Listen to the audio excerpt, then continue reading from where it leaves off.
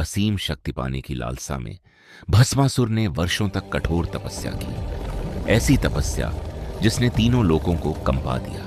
भस्मासुर की तपस्या से प्रसन्न होकर भगवान शिव प्रकट हुए, परंतु जो वरदान मांगा गया वही आगे चलकर संपूर्ण सृष्टि के लिए संकट बनने वाला था। भस्मासुरा, तुम्हारी तपस्या से मैं प्रसन्न हूं। मांगो, क्या वरदान चाहिए? जिसके सर पर हाथ रखूं वो तुरंत भस्म हो जाए।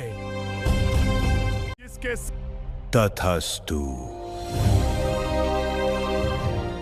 वरदान प्राप्त करते ही भस्मासुर के भीतर अहंकार जाग उठा और शक्ति के मद में उसने स्वयं महादेव को ही चुनौती दे डाली। तो महादेव, पहला प्रयोग आप पर ही करते हैं। अब दुनिया का सबसे शक्तिशाली मैं हूं। रुक जा महादेव। तो महादेव, भस्मासुरा, ये क्या पागलपन है?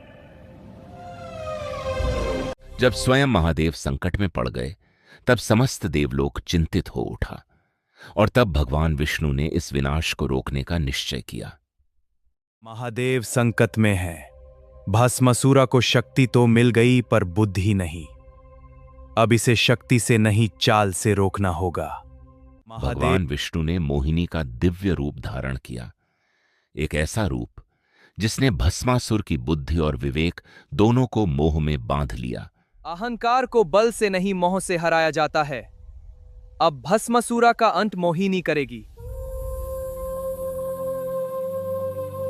महादेव का पीछा करते करते भस्मासुर का अहंकार और भी बढ़ता जा रहा था।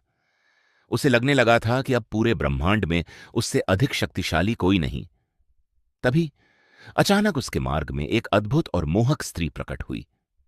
उसका रूप इतना दिव्य और आकर्षक था कि भस्मासुर कुछ क्षणों के लिए सब कुछ भूल बैठा। जिस असुर की आंखों में अब तक केवल विनाश था, उन्हीं आंखों में अब मोह उतरने लगा। पर भस्मासुर यह नहीं जानता था कि वह कोई साधारण स्त्री नहीं, स्वयं भगवान विष्णु का मोहिनी रूप थी। तुम इतने शक्तिशाली हो, क्या मेरे साथ नृत्य कर सकते हो? बस इतनी सी बात, मैं कुछ भी कर सकता हूं। मोहिनी के रूप और उसके मधुर नृत्य ने भस्मासुर के मन पर ऐसा जादू कर दिया कि वह धीरे धीरे अपना विवेक खोने लगा। उसकी दृष्टि, उसका मन और उसकी चेतना सब मोहिनी के हर एक कदम में बंध चुके थे। मोहिनी जैसे जैसे नृत्य करती गई, भस्मासुर बिना सोचे समझे उनके प्रत्येक भाव और प्रत्येक मुद्रा का अनुसरण करता गया। और फिर मोहिनी ने धीरे से अपना हाथ अपने मस्तक की ओर बढ़ाया। भस्मासुर ने भी बिना एक क्षण सोचे उसी मुद्रा को दोहरा दिया। जैसे ही उसका हाथ उसके सिर पर पड़ा, उसी क्षण उसका अंत निश्चित हो गया। शक्ति जब बुद्धि और विनम्रता के बिना मिलती है तो वो विनाश का कारण बन जाती है।